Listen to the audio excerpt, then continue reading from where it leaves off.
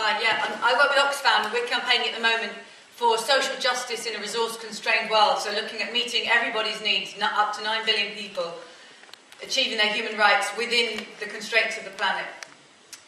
We've looked at the Rio event coming up, and as Peter said, there's no legal treaty on the table, so we think there's very low legal ambition like inside the conference, but we think Rio is a huge opportunity to change the way people think about development. So we're trying to use it to change the paradigm that we think about development and to change how people think about economic growth. And I'm just going to introduce an idea based on the concept of planetary boundaries to show how we're trying to change the way people think about economic growth. I'm going to stand up if it's okay because I've got some pictures, and Peter is going to help.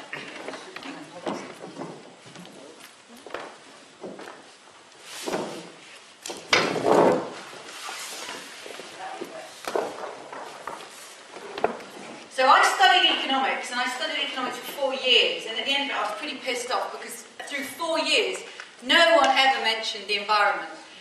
If you study economics, this is what you learn in week 1. This is the macroeconomy. So you've got industry and you've got households and workers, right? And this is called the circular flow of money. Look this up on Google Image, I swear, it looks like Mickey Mouse, this is what you learn. So you've got people provide labour to industry, and in return they get wages from industry. They then use their wages to buy stuff which industry provides. So you get a circular flow of money through the economy. And to get, to increase well-being and prosperity, you want the economy to grow. So you want this flow to get bigger and bigger. So households get more wages and incomes go up, the business makes more profits, and it goes round and round. That's the basis of macroeconomics. Now, it's got lots of problems in that, but 2 big problems that, like I said, hardly ever mentioned. One, no one mentioned that this whole industry is dependent on the environment, right? As you just mentioned, Herman Daly says, the economy is a subset of ecology, but you learn it as this kind of floating on a white page, and the environment's not mentioned. But of course, it entirely depends on the environment as inputs, and it spews out all these outputs, climate change being the one we're all talking about now, but all sorts of other pollutants. And households also draw on inputs on fresh air, on water, and all sorts of things in the environment, and spew out all sorts of pollutants too. So if I draw that on, the economists will say, oh, well, those are just externalities. Let's introduce a few little taxes or quotas around the edge, and we can treat those little problems around the edge. And they're sort of external to the system, annoying little things around the edge.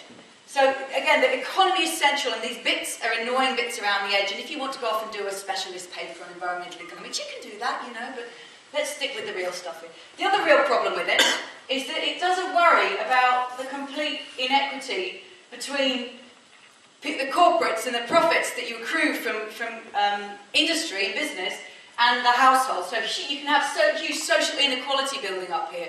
And even though the economy is growing, somehow the benefits aren't accruing to these people, and they're not getting what they need to meet their human rights. And you've got incredibly unequal society. Again, that's what we're experiencing now.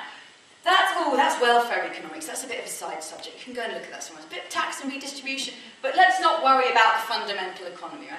So these are sort of external add-ons to the way the economy is structured.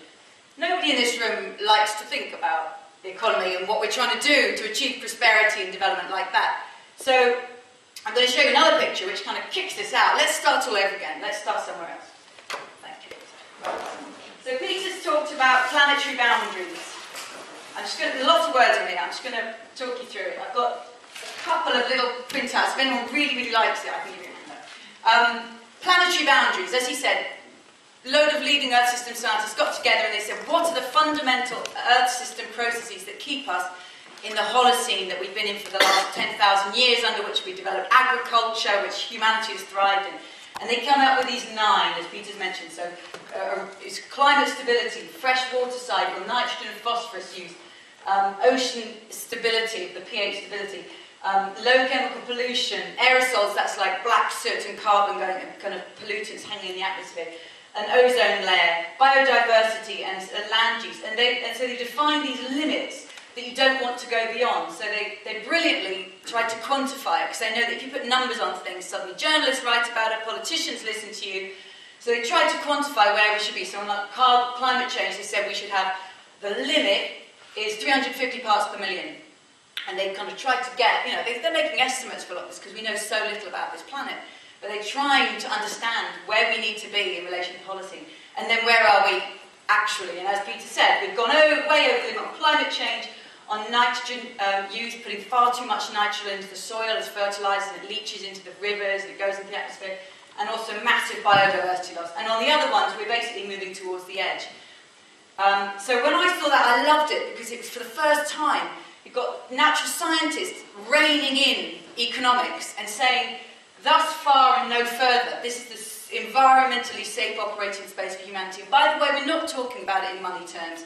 You've got to learn some other metrics. You've got to learn about parts per million, or water withdrawal, or ozone use. So you've got to, the dominance of money metrics in all policy making has to be overcome by bringing other disciplines and other ways of thinking to bear, and forcing economists to realise that not everything can be monetised. There are actual limits that you can go to, that you can't go beyond. So I loved it for that, but I thought, well, it's missing the whole social dimension. So let's try and add, just as there's an environmental ceiling beyond which lies unacceptable environmental degradation, so too there's a social foundation below which lies unacceptable human deprivation. So in this space is an area of human deprivation where you don't want to be in this circle, where people don't have the water, food, income, education, the resilience, the voice, the jobs, energy, social equity, gender equality, and health that they need. How did I come up with this list of things? I went through every government submission to Rio and found out what are the social issues they're mentioning again and again. Because I thought, if I make up my own, they'll say, well, who are you to define, right? So it's easier to say, well, governments, this is what you said. This is what you said matters, so you can't really object to it and say, that's not my list, that's the list the governments have put forward. So, we're not just looking at an environmentally safe space, we're also looking for a socially just space. So it's actually this donut-shaped space here.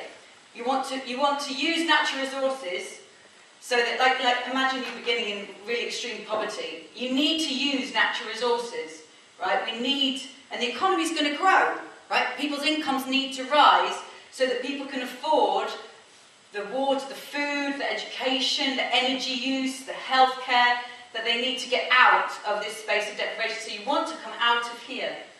The trouble is that we know that the way economic growth is structured and the resource intensity of economic growth is at the same time that people are coming out of here, we start heading over this line and we start heading into natural resource depletion. And that's completely environmentally unsustainable. So we need to find a completely new pattern of economic development that's socially inclusive, i.e. gets everybody out of deprivation, but is also environmentally sustainable, doesn't take us over this line. So instead of that old diagram of the circular flow of money going round and kind of environmental externalities and social inequality, well, that's not very nice, but what can you do? You can only grow your way out of it, trickle down to everybody. We start with a framework that says, let's put the fundamentals in place first. Let's put the planetary fundamentals in place. Let's put the social fundamentals in place. And now thirdly comes the economy. The job of the economy and the criteria by which we judge economic development is if it can get everybody out of this space of deprivation, but keep us all within this area of sustainability. So you want to go around in this space of the donut, as it were, around in this area. And then it's an open question as to whether economic growth, GDP growth, is possible or not. I've not found any, I'm looking hard for evidence that any country is managing to continually grow its economy while not exceeding in its use of any natural resources, and I can't find any evidence of it anywhere. And that's what the whole talk about green economy is about. We're all very excited, Rio's all about the green economy, but no government has yet shown that they can actually do it.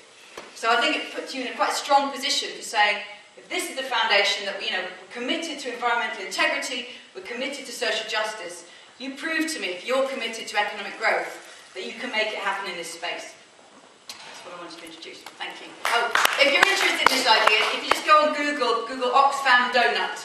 There's a little 4-minute YouTube video of me introducing this in a bit more detail, and there's a paper about it and a blog. I'd love your comments on the blog.